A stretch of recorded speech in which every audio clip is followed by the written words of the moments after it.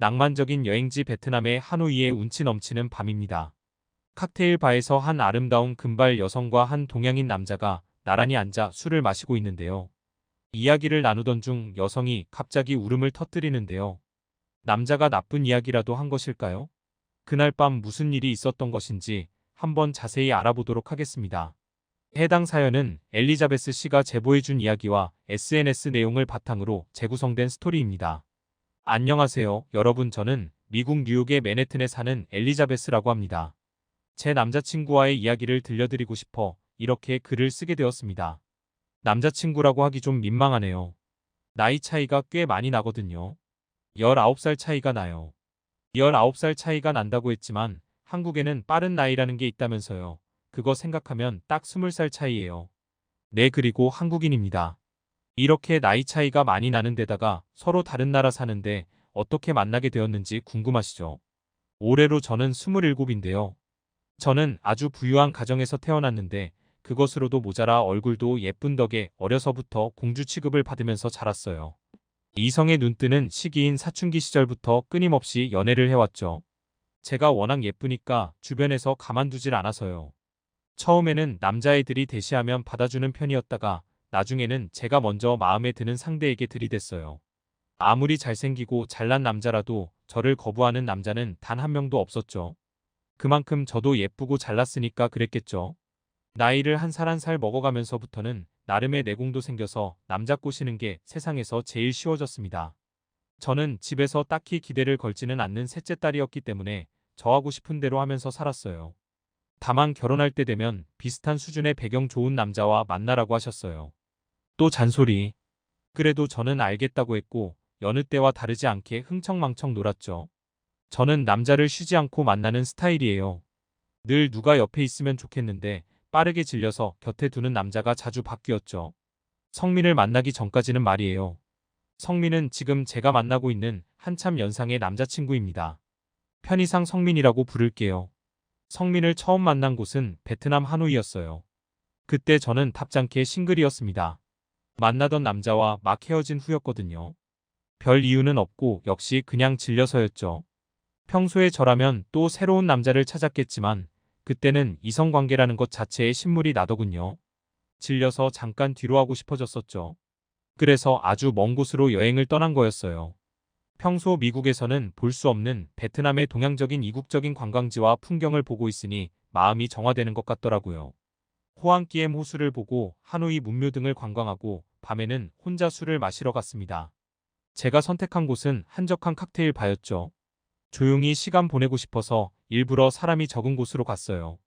손님이 거의 없었고 딱히 바텐더와 대화를 나누고 싶지도 않았습니다. 저 같은 사람이 또 있더라고요. 제자리에서 다소 떨어져서 혼자 술을 마시고 있는 남자가 눈에 들어왔어요. 그는 동양인이었는데 동남아 사람은 아니고 동북아 사람으로 보였죠. 인상 자체도 그랬지만 동남아 사람들처럼 타지도 않았고 하였어요. 그리고 무엇보다도 잘생겼더라고요. 서양인인 제 눈에는 30대 초반 정도 되는 얼굴이었어요. 바로 지금의 제 남자친구인 성민이었죠. 무의식적으로 나이 차이가 크게 안 날 거라고 생각했어요. 그때는 딱히 사심 없이 그에게 다가갔죠.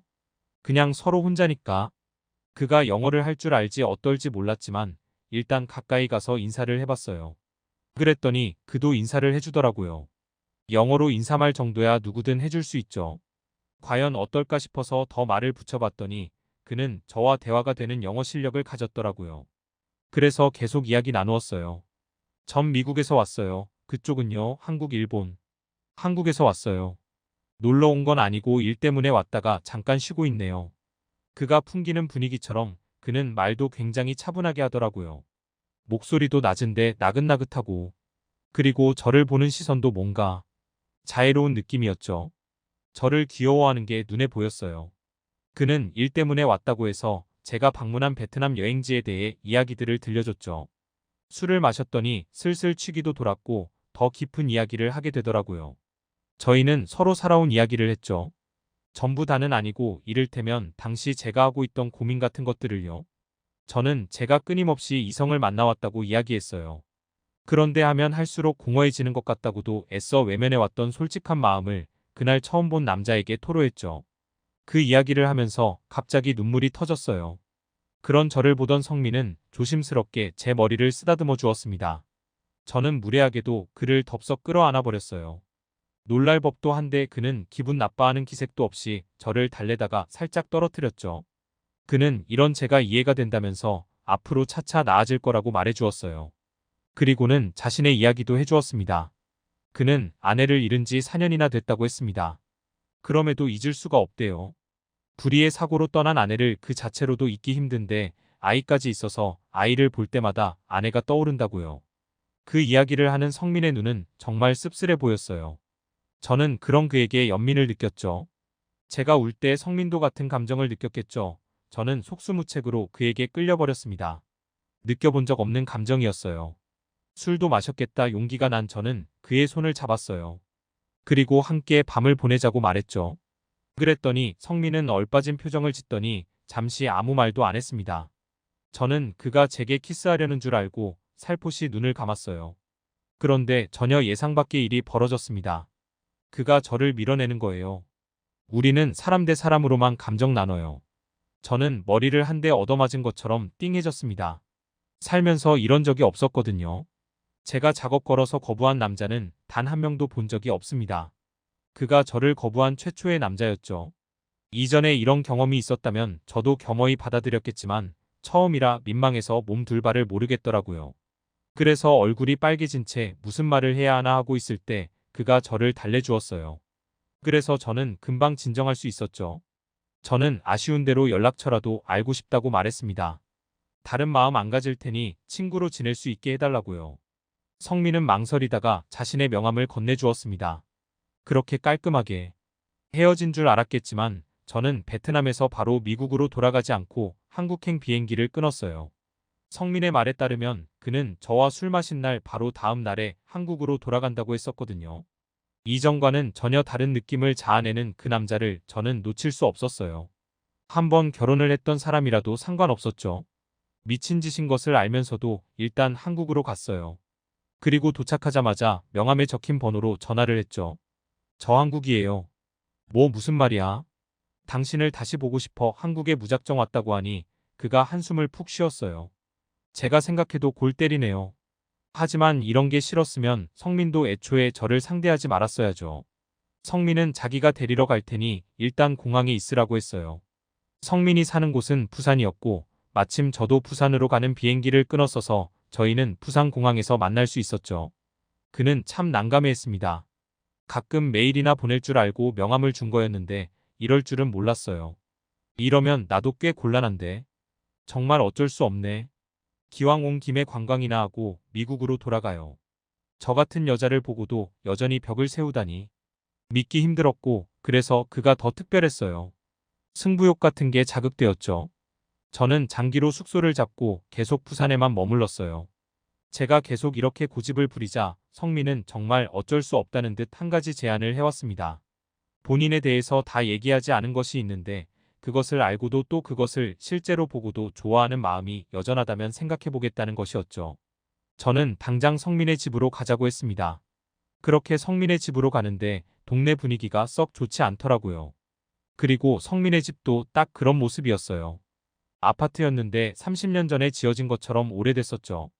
그리고 그 집에는 중학생이나 고등학생처럼 보이는 여자아이가 있었고 나이 드신 할머니도 계셨어요. 자기가 이렇게 부양하는 가족도 있고 집안 사정도 좋지 않다는 것을 보여주기 위해 저를 집까지 데려온 거였어요. 심지어 그는 갚아야 할 빚도 상당하다고 했습니다. 나이 차이도 말도 안 되고 삶이 팍팍해 행복하게 해줄 수 없다는 말도 덧붙였죠. 무엇보다도 제가 놀랐던 것은 그의 나이였습니다.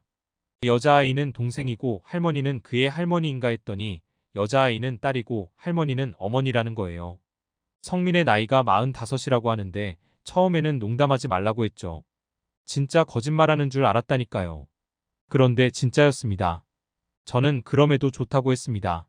사실 조건 하나하나 따져보면 절대 저와 어울리는 사람은 아니지만 그 모든 것을 제 사랑이 이겼어요. 제가 미국으로 떠나지 않고 계속 머무르면서 그에게 끊임없이 구애했어요. 남자한테 이런 적은 처음이라 스스로에게 어이가 없으면서도 즐겁더라고요. 저를 거부한 첫 남자라는 게 제가 그와 만나고 싶은 이유의 전부는 아니었습니다. 바에서 함께 술을 마셨던 날 그가 들려줬던 이야기들, 눈빛, 다정한 태도 같은 것들. 성민이라는 사람을 만든 많은 요소들 때문에 그를 사랑하게 됐습니다. 그렇게 떠나지 않고 계속 근처에 있으니까 어떻게 됐을까요? 네, 앞서 언급한 대로 그는 저의 남자친구가 되어 주었습니다. 나이 차이가 상당하죠. 대화하다 보면 세대 차이를 실감하긴 해도 말이 안 통할 때가 있어도 그런데도 좋아서 어쩔 수 없네요. 제 진짜 사랑을 만나 행복한 요즘입니다. 지금까지 엘리자베스 씨와 성민 씨의 사랑 이야기를 소개해드렸는데요. 어떻게 보셨나요? 클립 뉴스에서는 여러분의 사연을 기다리고 있으니 소개해주고 싶은 사연이 있으시면 언제든 제보 바랍니다.